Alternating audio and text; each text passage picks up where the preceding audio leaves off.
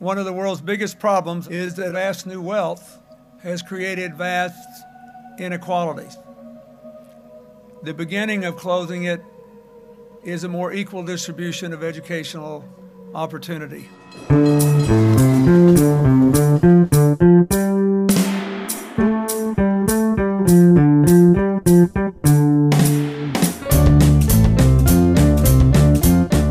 Dofra Elul, the chairwoman and the founder of this academy.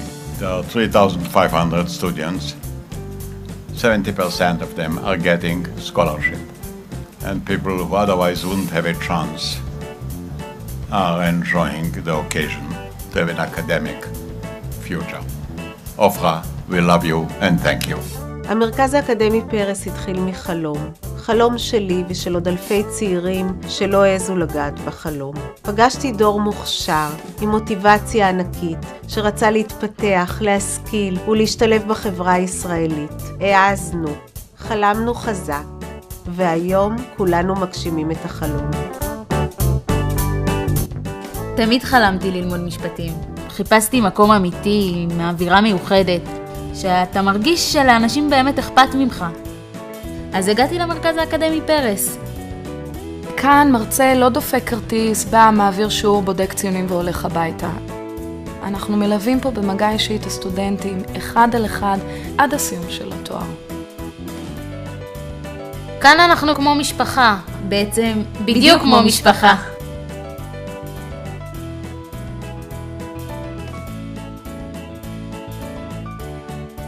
סטודנט יושב בכיתה עם מצגת פאורפוינט שבניתי עבורו. הוא יכול בזמן אמת להיכנס למאגרי המידע, ואפילו לנהל איתי שיחה דרך אתר הקורס. למעשה, זו חוויית לימודים אינטראקטיבית, עם שפע של אמצעים טכנולוגיים המתקדמים שיש, המאפשרים לנו ולסטודנטים להפיק את המקסימום מהשיעור.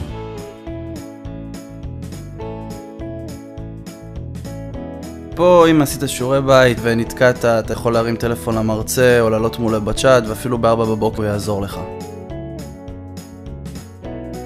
סטודנט שיודע שיש מי שתומך בו ושמלווה אותו הן ברמה האקדמית והן ברמה האישית, יכול להרשות לעצמו להיות יותר נועז, יותר יצירתי בבחירות שלו. שני ילדים שלי נולדו במהלך התואר הראשון. זה לא פשוט. גם ללמוד, גם לנהל עסק, גם להיות אימא במשרה מלאה.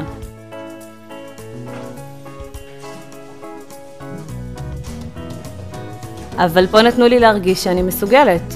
ועובדה שעשיתי את זה. ובהצטיינות.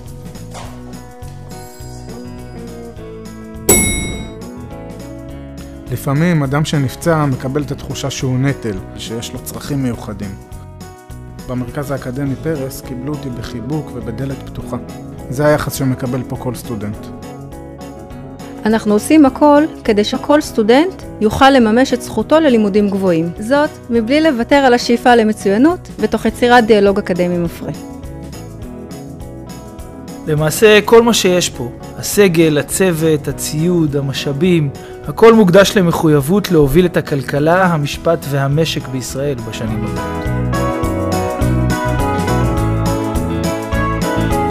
מבחינתי מה שהכי מיוחד במרכז זו שיטת המנטורים. רק כאן אתה מקבל כמנטור את אחד מאנשי העסקים הכי טובים בישראל.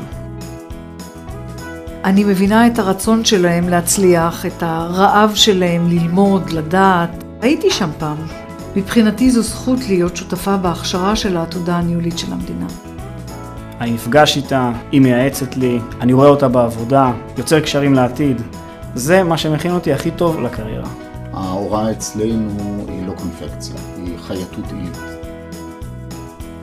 בשבילנו זה המשמעות של חנוך לנער על פי דרכו.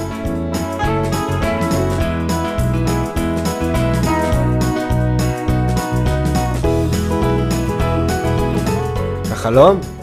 לפתוח עסק ביחד. שאיפות? לא פחות מדוקטורט. לצאת לשליחות דיפלומטית בחו"ל. להמשיך לעשות את מה שאני עושה הכי טוב. לשרת את המדינה.